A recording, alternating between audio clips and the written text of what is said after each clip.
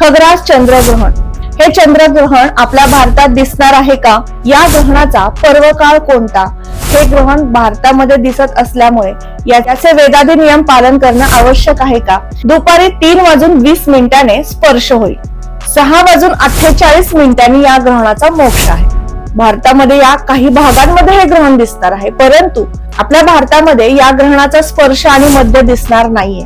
त्यामुळे या ग्रहणाच्या दिवशी जेव्हा चंद्रग्रहण सुरू असतं त्या दिवशी पौर्णिमेचं औचित्य साधून तुम्ही शिवशंकराची उपासना करू शकता. त्या माध्यमातून मनशांती मिळते.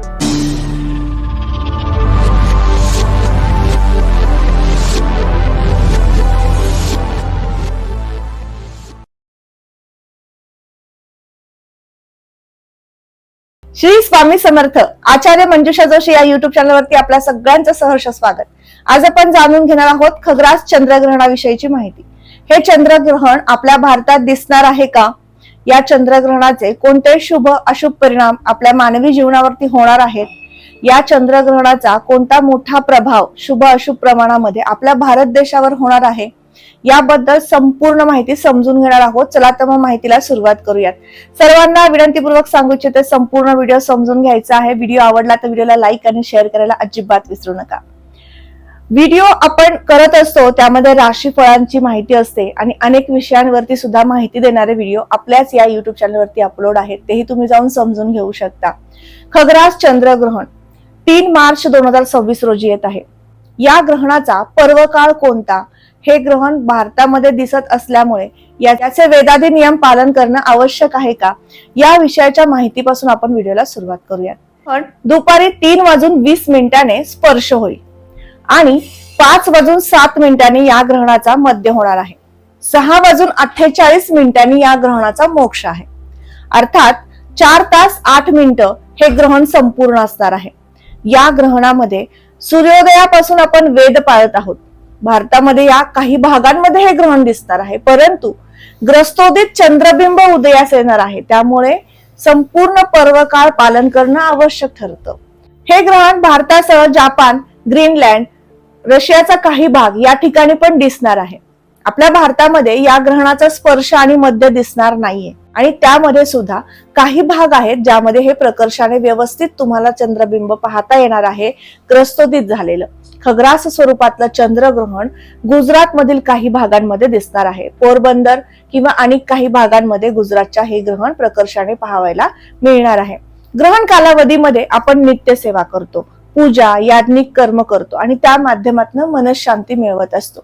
चंद्र हा शांतीचा कारक आहे, मनशांत प्राप्ती करून देणारा ग्रह आहे.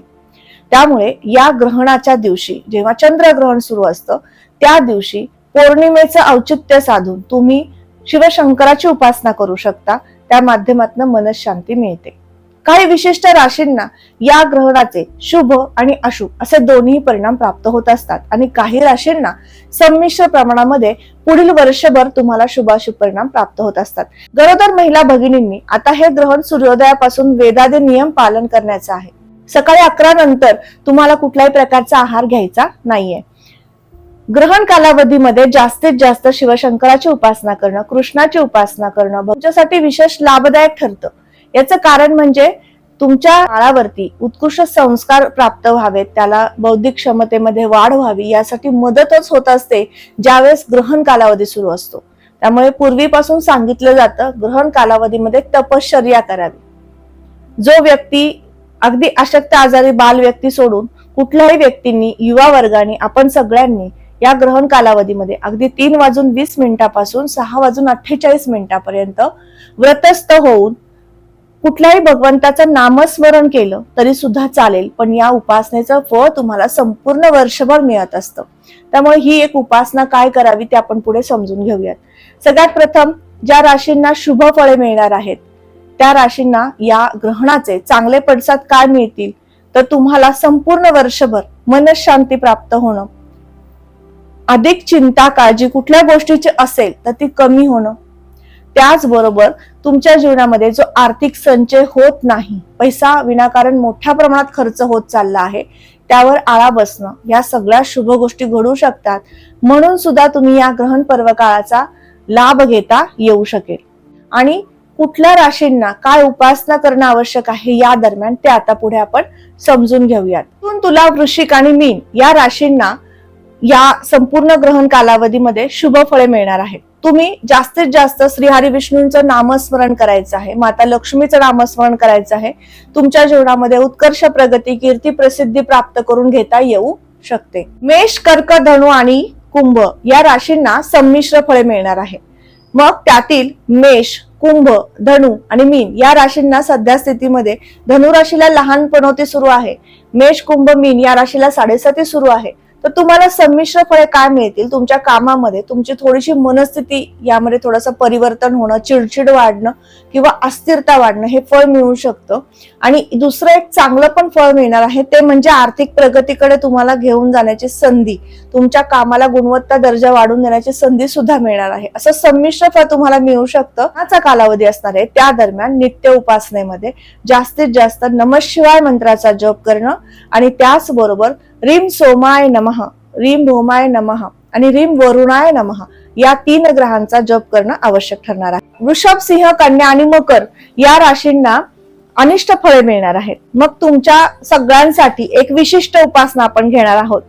चंद्राची उपासना जास्तीत जास्त तुम्हाला करायची आहे. चंद्राच्या उपासनेमध्ये रीम सोमाय नमः या मंत्राचा जप, रीम चंद्राय नमः या मंत्राचा जप तुम्ही करू शकता. संपूर्ण ग्रहण झाल्यानंतर हे ग्रहण तुम्हाला विशेष सूचना, हे ग्रहण या राशीच्या लोकांनी पाहायचं नाहीये. वृषभ, सिंह, कन्या आणि मकर या राशीच्या लोकांनी चंद्रग्रहण पाहायचं नाहीये. त्यामुळे ग्रहण कालावधी संपल्यानंतर स्नान करून तुम्ही काही दान धर्म क्रिया करायच्या आहेत. 1.25 प्रमाणामध्ये पांढरे वस्त्र, 1 शंख, 1.25 प्रमाणामध्ये साखर, 1.25 प्रमाणामध्ये तांदूळ हे तुम्ही यथाशक्ती एखाद्या व्यक्तींना, गरीब व्यक्तींना दान देऊ शकता. त्या माध्यमातून तुमच्या जीवनातला अरिष्ट कमी होऊ शकेल. हा एक विधीचा भाग आहे किंवा आपण दान पुण्याचा भाग आहे. त्यामुळे हे दान पुण्य तुम्हाला करायचं आहे. मग हे दान पुण्य तुम्ही कधी करणार आहात? तर ज्यावेळेस ग्रहण सुरू होणार आहे त्या अगोदर या वस्तू तुम्ही देवासमोर ठेवायच्या आहेत. त्यावर एक तुळशी पत्र ठेवायचं आहे आणि संपूर्ण ग्रहण संपल्यानंतर जेव्हा तुम्ही स्नान कराल, संध्याकाळी साधारण 7 नंतर तुम्हाला हे दान मंदिराच्या बाहेरील गोरगरिबांना द्यायचं आहे. या पद्धतीने केल्यानंतर तुमच्यावरचं अरिष्ट कमी होतं. तुम्हाला ग्रहण पाहायचं नाहीये, ग्रहण पाहायचा मोह झाला तरी सुद्धा त्याचं जे काही अशुभ फळे आहेत ती मिळू नयेत म्हणून आपण हा उपाय करू शकता. या पद्धतीने संपूर्ण मानवी जीवनावरती याचे परिणाम काय होतील हे आपण समजून घेतलं की मनशांती हरवणं आणि आर्थिक ताणाताण निर्माण करून देणं हे फळ चंद्रग्रहणाचे आहे आणि सगळ्यात मोठं हे चंद्रग्रहण असणार आहे. त्यामुळे आपण ही गोष्टी या सगळ्या सेवा करणार आहोत किंवा हे दान पुण्य करणार आहोत. ग्रहणाचे भारतावरती कोणते परिणाम होऊ शकतात? सगळ्यात मोठे परिणाम म्हणजे आर्थिक व्यवस्थेवरती होणार आहेत. या दरम्यान थोडंसं आर्थिक व्यवस्थेमध्ये अस्थिरता किंवा काहीसे नियोजन बदल किंवा फेरबदल होणं या काही गोष्टींमुळे सुद्धा आपल्याला आर्थिक ताणतणाव निर्माण होऊ शकतो. हे भारत देशावरती होणारे अशुभ परिणाम आणि त्याचबरोबर शुभ परिणाम जे होणार आहेत ते मोठे चांगले बदल, परिवर्तन, देशातील शांतता, सुनियोजन याकडे देशाची वाटचाल होणं हे सुद्धा चांगलं परिणामकारक फळ देशाला मिळू शकतं. अर्थव्यवस्थेवरती मोठा परिणाम या वर्षी होत आहे आणि होणार आहे असे काहीसे अनुमान या ज्योतिषशास्त्रीय दृष्टिकोनातून असणार आहेत. त्यामुळे त्यात विशिष्ट सांगायचं झाल्यास आपल्याला या भारत देशाला एक विशिष्ट संधीचा काळ येणार आहे ज्या माध्यमातून कीर्ती प्रसिद्धी प्राप्त होऊ शकते. कारण हे चंद्रग्रहणाचे पडसाद आहेत, परिणाम आहेत की ज्यावेळेस चंद्रग्रहण भारतामध्ये काही जरी अंशीने ग्रस्तोदित की होईना दिसत असणार आहे तर तेव्हा चांगले परिणाम प्राप्त होत असतात. तुमच्या देशावरती एखादं आर्थिक संकट सुद्धा उत्पन्न होत असतं. त्यामुळे असं संमिश्र फळ भारत देशाला सुद्धा या दरम्यान मिळणार आहे. जपान आणि रशियाचा काही मध्यभाग आहे या ठिकाणी किंवा ग्रीनलँड मध्ये सुद्धा याच पद्धतीने अर्थव्यवस्थेमध्ये मोठे परिणामकारक फळे मिळणार आहेत, मोठे परिवर्तन पाहायला मिळणार आहे. आर्थिक व्यवस्थेमध्ये काहीसा ताणतणाव जाणवणार आहे. 3 तारखेला सगळ्यांनी ग्रहण कालावधीमध्ये जास्तीत जास्त नित्यसेवा करायची आहे. सगळ्यात महत्वाचा मुद्दा, आपल्या भारत देशामधील सहोदर आहेत त्या सगळ्या महिला ग्रहण पर्वकाळ निश्चित पाळत असतात, परंतु ज्योतिषशास्त्रीय दृष्टिकोनातून किंवा पंचांग शास्त्राच्या अनुसार आपल्याला ग्रहण कालावधीमध्ये काही वस्तू काही कामं करू नयेत, काही कर्म करू नयेत त्या स्त्रीने, असं काही सांगितलं जातं. त्याचं पालन महिला करतात. परंतु मी सांगेल, हा दिवस त्यांच्यासाठी मनशांती प्राप्त करून घेणारा असतो. त्यामुळे जास्तीत जास्त त्यांनी नामस्मरण करावं, कुठल्याही प्रकारची दगदग धावपळ न करावी.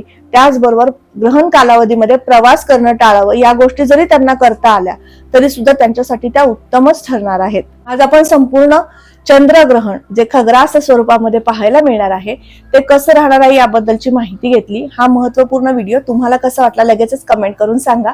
कमेंटमध्ये श्री स्वामी समर्थ लिहिण्यास अजिबात विसरू नका. तुम्ही आपल्या चॅनलवर नवीन असाल लगेचच चॅनलला सबस्क्राईब करा, बेल आयकॉनला क्लिक करा. पुन्हा भेटणार आहे अशाच महत्वपूर्ण माहितीसह. तोपर्यंत आता आपली रजा घेते. श्री स्वामी समर्थ. जय जय स्वामी समर्थ. रामकृष्ण हरी.